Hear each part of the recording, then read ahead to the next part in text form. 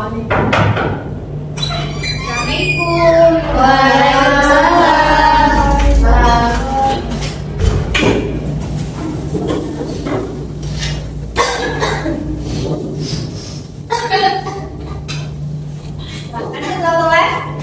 kelas. Bersiap. Jadi salam. Assalamualaikum warahmatullahi wabarakatuh. Waalaikumsalam warahmatullahi wabarakatuh. Duduk kembali. Berdoa.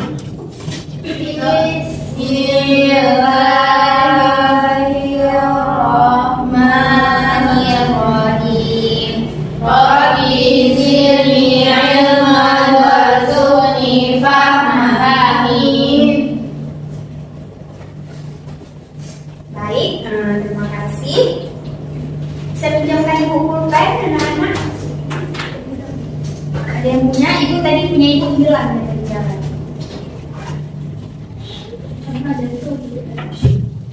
Terima kasih ya.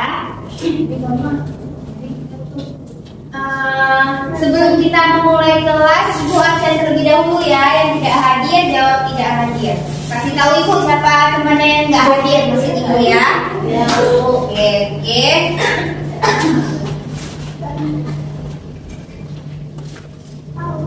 Pak Rizal, aduh. Mulia, hadir bu. Fajrina, hadir bu. Ica, hadir bu. Mary, hadir. Korea, Alfa ya. Mekanora, hadir bu. Salma Tiara, hadir bu. Setiawati, hadir bu. Rasmita,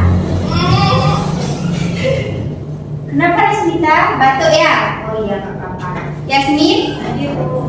Maisura, hadir. Hadir semua. Ada beberapa yang nggak hadir ya.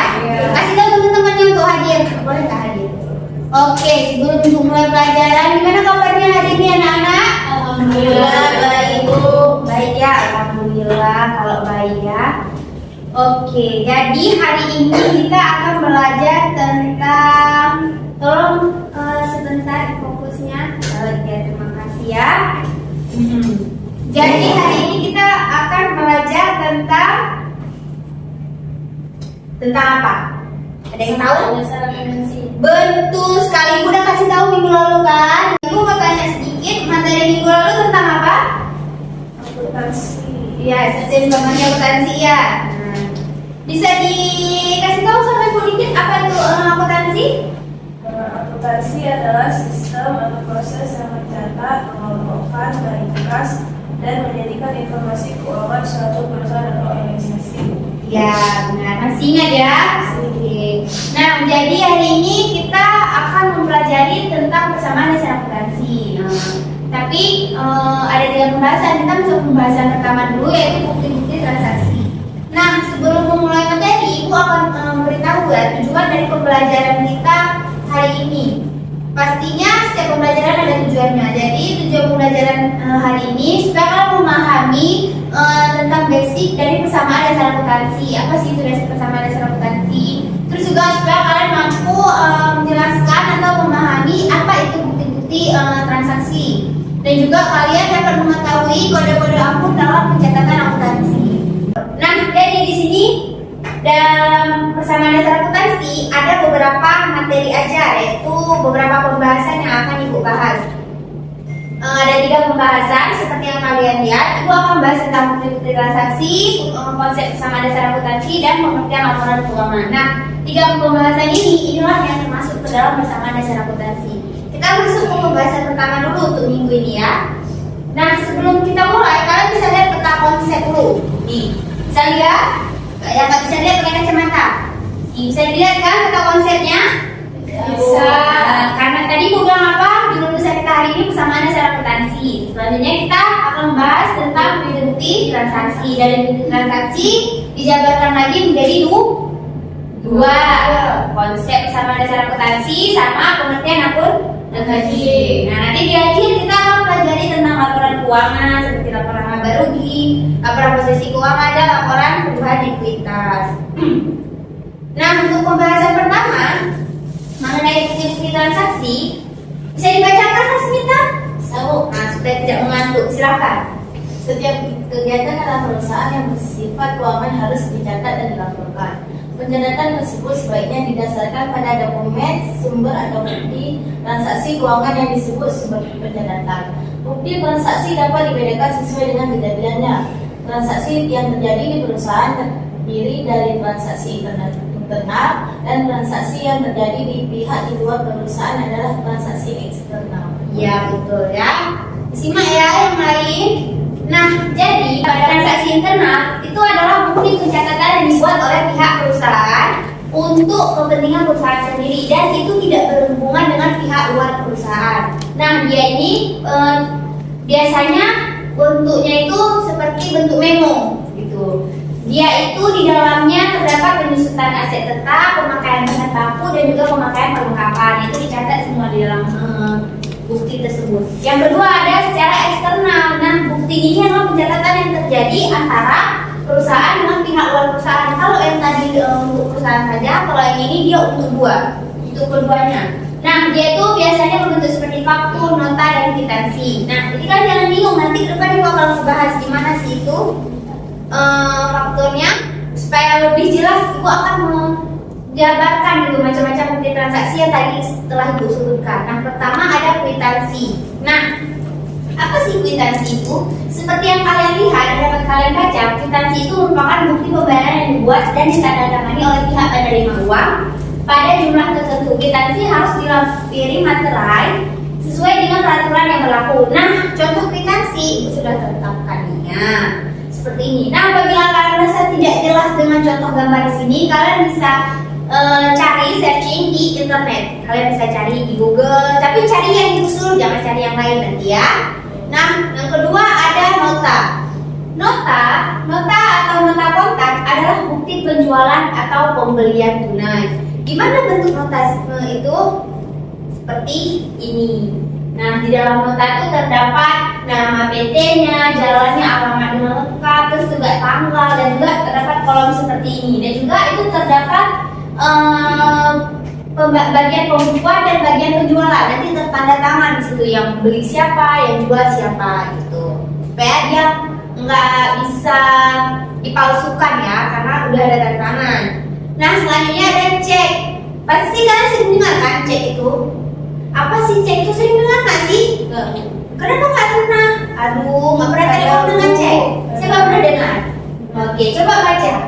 Cek adalah perintah yang diterima dari pihak lain sebagai alat untuk melakukan pembayaran melalui bank. Bentuknya Seperti ini ya. Misalnya ini contoh dari Bank BCA ya. Nanti kalau misalnya Bank BSI, BRI dan lainnya pasti ceknya berbeda-beda. Setiap bank pasti punya cek sendiri gitu. Nanti kalian kalau mau lebih jelas lagi kalian bisa cari tentang cek itu gimana bentuknya. Nah, yang keempat ada faktur. Nah, faktur itu adalah bukti transaksi untuk pembelian dan penjualan kredit yang dibuat oleh pihak penjual kepada pihak pembeli. Pembeli akan menerima faktur asli sebagai bukti pencatatan, sedangkan penjual dia akan menerima faktur tebusan sebagai bukti pencatatan. Nah, biasanya kalau kalian belanja di toko-toko, faktur ini pasti ada. Dia yang kayak di bawahnya itu warna kuning, warna pink gitu, ada kan? Itu pas kita tulis di atas, dia ada di bagian bawahnya. Nah, nanti kalian akan dapatkan yang asli, sedangkan penjual akan dapat yang bagian bawahnya. Nanti kalau sewaktu-waktu kalian mau mengembalikan barang ada yang rusak atau bagaimana, ada bukti dari yang kuning tadi. Nah, selanjutnya ada nota debit. Kalau nanti tadi nota kredit, sekarang ada nota debit. Nah, nota ini dia bersihkan dokumen transaksi sebagai permintaan pengurangan harga kepada pihak penjual atau bukti yang berisi informasi yang menyatakan tentang pengiriman kembali barang yang tidak sesuai dengan pesanan atau rusak. Misalnya kita beli barang, terus barang kita rusak, nah kita bisa kirimkan nota debit ini kepada pihak penjual agar barang yang tadi yang rusak tadi itu dapat diganti atau diberikan tanggung jawab oleh pihak penjual. Nah, selanjutnya ada nota kredit. Nah, untuk nota kredit ini dia adalah bukti transaksi penerimaan barang yang telah dijual atau pengambilan barang. Nah, nota kredit ini dikeluarkan oleh si pihak penjual. Jadi memiliki fungsi sebagai alat persetujuan dari penjual atas permohonan pengurangan harga yang diminta oleh pembeli karena barang yang diterima mengalami kerusakan atau cacat gitu ya. Tadi kan ada nota debit kan sebelumnya. Nah, nota debit itu kan dari si pembeli untuk penjual karena dia memohon permintaan untuk mengembalikan barang yang rusak tadi. Nah, nota kredit ini dibuat oleh si penjual, nanti diberikan kepada si pembeli karena dia udah menerima kayak oh ini benar-benar rusak barangnya. Rusaknya emang karena dari pihak penjual, jadi diberilah ini sebagai persetujuan. Selanjutnya ada memo atau memorial. Nah, memo ini bukti yang dibuat oleh pimpinan perusahaan atau pihak yang diberi wewenang untuk bagian akuntansi atau urusan akuntansi. Nah, tapi kita jarang sekali nih ngelihat memo, ya. Tapi contoh memo tuh seperti ini, bisa kalian lihat, tuh dipahami. Nanti ibu kasih tebak-tebakan loh. Nah, untuk yang kedua ada materi tentang pengertian akun atau rekening. Nah, coba siapa yang bisa baca? Dibaca coba. Ayo, silakan, Mutia. Tadi ada angkat tangan, silakan. Pengertian akun atau rekening. Akun atau rekening adalah suatu alat yang digunakan untuk mencatat transaksi keuangan yang bersangkutan dengan aset, kewajiban, ekuitas, pendapatan, dan bahan. Akun atau rekening memberikan informasi tentang operasional perusahaan setiap hari, sehingga dapat diketahui besarnya perubahan aset, liabilitas, ekuitas, pendapatan, dan beban. Jumlah akun yang perlu diadakan dalam pembukuan suatu perusahaan tergantung pada kebutuhan. Kumpulan akun yang digunakan suatu perusahaan disebut buku besar atau ledger. Ya, terima kasih ya. Nah, jadi bisa kalian pahami kan? Setelah dibaca pasti dapat dipahami apa itu pengertian akun dan rekening. Nah, selanjutnya ada materi ketiga tentang klasifikasi akun atau rekening. Nah, pada dasarnya akun atau rekening diklasifikasikan menjadi dua, yaitu ada akun real dan juga ada akun nominal. Apa sih akun real? Akun real itu adalah posisi keuangan, yaitu akun yang pada akhir periode dilaporkan pada dalam laporan posisi keuangan. Nah, akun ini di dalamnya meliputi aset, liabilitas atau ekuitas. Ekuitas itu disebut juga dengan modal. Nah, yang kedua, maaf ya. Jadi tadi kan ada yang disebut tuh aset, liabilitas. Nah, jadi di dalam akun real ini dia kan ada rekening aset atau harta. Nah, harta perusahaan yang terdapat dalam akun ini dia terdiri dari aset lancar atau harta lancar, juga terdiri dari investasi jangka panjang, aset tetap atau harta tetap, dan aktiva atau harta tidak berwujud. Nah, selanjutnya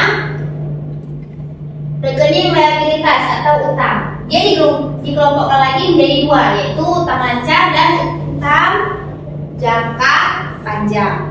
Nah, yang ketiga itu ada rekening ekuitas atau modal. Dia ini adalah bagian hak pemilik terhadap kekayaan perusahaan, yaitu selisih antara aset yang dikurangi dengan liabilitas. Selanjutnya ada akun nominal atau disebut dengan laba. Nah, akun ini dia pada akhir periode dilaporkan dalam laporan laba rugi yang meliputi apa saja di dalamnya. Yang pertama ada pendapatan dan penghasilan yang merupakan dari hasil bruto yang diterima perusahaan dalam melakukan operasionalnya. Yang kedua ada beban biaya. Nah, biaya-biaya yang dikeluarkan perusahaan dan harus diakui selama usaha untuk memperoleh pendapatan. Gitu ya. Yang keempat ada kode akun. Apa itu kode akun? Coba, siapa bisa baca? Silakan. Nah, kalian mau baca? Silakan berikan orang lain yang tunjuk tangan, nggak apa-apa. Baca aja, jangan malu-malu. Kode akun atau rekening. Pemberian nama kode akun dalam pencatatan transaksi keuangan sangat diperlukan. Kegunaannya adalah yang pertama menyediakan identifikasi ringkas. Yang kedua mempermudah pencarian rekening yang diinginkan. Yang ketiga mempermudah pencatatan dan penyimpanan data. Dan yang keempat mempermudah untuk melakukan proses selanjutnya. Penyusunan norma kode akun harus disesuaikan dengan kebutuhan unit usaha atau perusahaan yang bersangkutan. Pemberian nomor kode akun dalam suatu perusahaan dapat dilakukan dengan 4 cara, yaitu Nah, apa saja 4 caranya? Selanjutnya, 4 cara diantaranya. Yang pertama terdapat dengan menggunakan cara sistem numerial atau numerik. Nah, sistem ini pemberian nomor kode akun dengan menggunakan angka. Nah, contohnya seperti yang kalian lihat dengan pemberian angka. Misalnya ya, pada aset itu berarti diberikan kode akunnya dari 100 sampai dengan 169. Begitu juga untuk liabilitas dimulai dari angka 200 hingga 299 hingga seterusnya. Ekuitas begitu, pendapatan begitu, dan beban begitu. Nah, contohnya ini ada contoh nih, kan tadi 100 nih aset dan harta. Jadi dimulai dari contoh 101. Dimulai dari mana tuh? Dari kas. Kas yang maksud kas apa aja? Bintang dagang, bintang wesel, bintang kapal, peralatan dan akumulasi penyusutan peralatan dan lainnya. Yang kedua ada dengan sistem desimal. Nah, sistem desimal ini dia pemberian kode akun dengan menggunakan dasar angka 10 digit dari 0 sampai dengan 9. Nah, contohnya itu seperti ini. Tadi kan di sana di belakang sebelumnya kan 100 gitu kan, 101. Nah, misalnya ini ada gedung. Gedung itu kode akunnya 121. Nah, jadi kan di gedung itu pasti ada akumulasi penyusutan gedung. Jadi kita bisa taruh kodenya dengan 121. Itu 121 itu sebagai kode gedung, sedangkan titik satunya sebagai kode itu akumulasi penyusutan. Nah, begitu juga untuk yang kedua kayak inventaris. Inventaris kodenya 122. Jadi pas ada akumulasinya, jadi kita tambahkan angka terakhirnya. Nah, titik itu. Paham? Paham. Yang ketiga ada sistem mnemonik, yaitu pemberian kode dengan menggunakan huruf. Kalau tadi angka, ini menggunakan huruf. Misalnya aset, dia kodenya dimulai dari A besar dan A kecil kayak gitu. Terus juga liabilitas mulai. Liabilitas kode angkanya itu K, bukan L ya, tapi K. Nah, kalau ekuitas ekuitas itu kan sama dengan modal ya. Nah, kalau modal itu dia kode akunnya dimulai dari M. Nah, kalau pendapatan mulai dari P. Ya. Kalau beban dari B. Seperti yang kalian lihat ada BA, BB. BB itu bukan berat badan ya, jangan salah. Nah, yang terakhir ada sistem kombinasi huruf dan angka. Kalau tadi angka aja dan huruf aja, sekarang dikombinasiin antara huruf dan angka. Misalnya kayak tadi aset kan mulai dari A. Kalau tadi kan A besar dan A kecil. Nah, kalau di sini dia A dan 1 sebagai digabung dia antara huruf dan angka. Begitu juga seterusnya, liabilitas, ekuitas, pendapatan dan beban. Nah, kalau liabilitas dia bukan L ya, L atau U tapi K. Ya, seperti yang kalian lihat. Nah, udah habis nih pembahasan kita udah sampai kesimpulan. Gimana? Ada yang lagi mengerti nggak dari materi ini? Ya, Bu. Ya, ngerti semua? Sudah. Aduh, hebatnya. Paham semua? Ada yang ingin ditanyakan? Tidak, Bu. Coba dilihat lagi. Nggak ada? Ya. Oke, karena nggak ada yang bertanya, jadi Ibu mau buat kelompok. Nah, kelompoknya itu Ibu bagi jadi 2 kelompok aja ya. Ibu yang bagi atau kalian pilih sendiri? Kadang mau sama bestie-bestinya? Pilih sendiri aja. Pilih sendiri? Oh iya, silahkan. Dapat nih, Bu. Dapat? Ya. Boleh ya, Ibu bagi. Ini, Bu. Oke.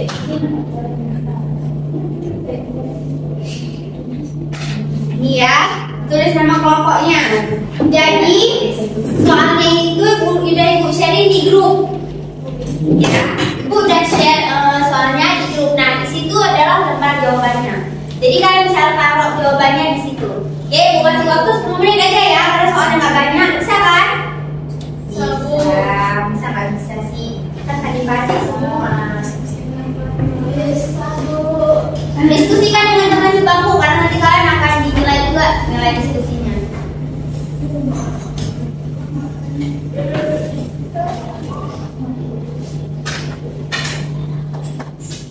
Lihat ada yang nggak paham nggak?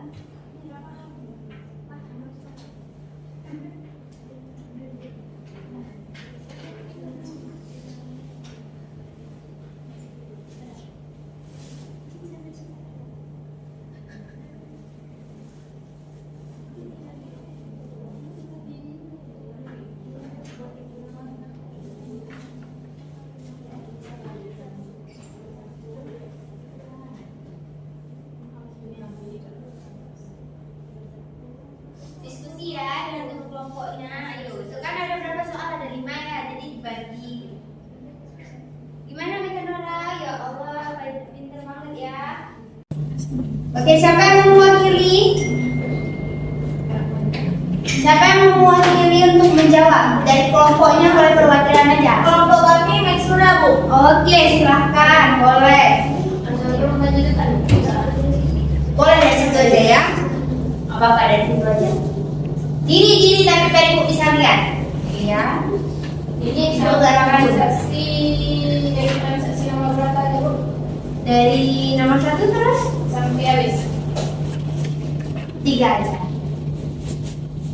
Untuk transaksi yang pertama, perusahaan menerima uang tunai dari Surya sebagai pemilik sebesar 50 juta sebagai setoran modal. Maka jurnalnya kas pada modal sebesar 50 juta. Nah, kemudian transaksi yang kedua, Surya Motor membeli peralatan secara kredit seharga 30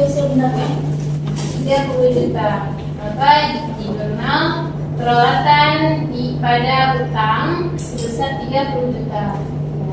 Dan transaksi ketiga,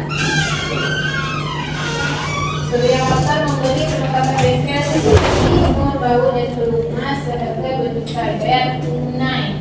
Maka di jurnal perlengkapan pada sebesar 2 juta. Nah, gimana kelompok 2? Ada yang sama atau beda? Sama. Benar ya? Oke, coba lanjut kelompok 2 sisanya.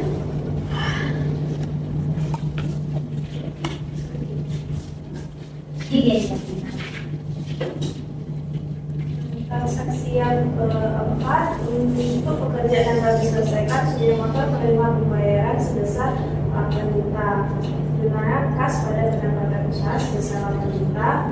Habis itu transaksi yang kelima, Surya Motor menyerahkan pekerjaan yang telah selesai seharga 1 juta dan diterima pembayaran 600.000 dan sisanya akan dibayar kemudian. Jurnalnya debit kas 600.000, piutang 400.000 dan pendapatan biasa di kredit 1 juta. Oke, terima kasih ya. Betul ya semua ya. Nanti kertasnya itu dikumpulkan buat ibu ya. Ketua kelas. Nah, karena pembahasan ibu udah tes kalian, tes kelompok kalian dengan ibu dengan soal-soal yang termasuk dalam pembahasan kita tadi. Jadi pastinya dari setiap pembahasan ada kesimpulan kan. Nah, ini kesimpulan yang dapat kita ambil dari pembelajaran hari ini, gitu ya. Kesimpulannya, sumber pencatatan itu transaksi yang merupakan data yang relevan yang terjadi pada dalam perusahaan. Nah, kalau pengertian akun yaitu merupakan suatu alat yang digunakan untuk mencatat transaksi-transaksi keuangan yang bersangkutan dengan aset, kewajiban, aktivitas, pendapatan, dan beban. Nah, tadi terdapat kan pembagian akun real dan akun nominal ya. Seperti tadi juga pembagiannya ada aset, liabilitas, dan ekuitas. Terus juga di nominal juga ada pendapatan atau penghasilan dan juga beban. Nah, yang terakhir ada pemberian nomor akun dalam suatu perusahaan. Dia dilakukan dengan 4 cara. Tadi ada juga dengan sistem numerial, desimal, mnemonik, dan kombinasi huruf dan angka ya. Mungkin cukup sekian ya pembahasan kita hari ini. Jadi ini pembahasan pertama kita. Untuk minggu kedua kita akan masuk ke pembahasan kedua. Nah, nanti ibu akan kirimkan PR untuk kalian. Kalian bisa kerjakan dan kumpulkan minggu depan. PR itu individu, nggak boleh ada yang saling contek. Itu dikerjakan dengan benar dan baik, lalu kumpulkan pada ibu minggu depan lagi. Oke? Nah, jadi setelah kita bahas pembahasan kita tadi, ibu mau tanya nih sama kalian. Apa yang kalian pahami setelah mempelajari materi yang ibu paparkan tadi? Ya, bisa. Iya, benar sekali. Kita belajar tentang detik. Iya. Nah, ada nggak sih dari pelajaran hari ini yang tidak kalian pahami? Insya Allah paham, Bu. Paham ya, paham semua. Nah, jadi karena kalian udah memahami, pasti kalian memahami dengan baik ya. Oke. Karena kalian udah memahami dengan baik materi hari ini, jadi mungkin cukup sekian aja ya pembelajaran kita hari ini. Nah, jadi cukup sekian materi kita hari ini. Ketua kelas silahkan tutup doa. Bismillahirrahmanirrahim. Subhanallah.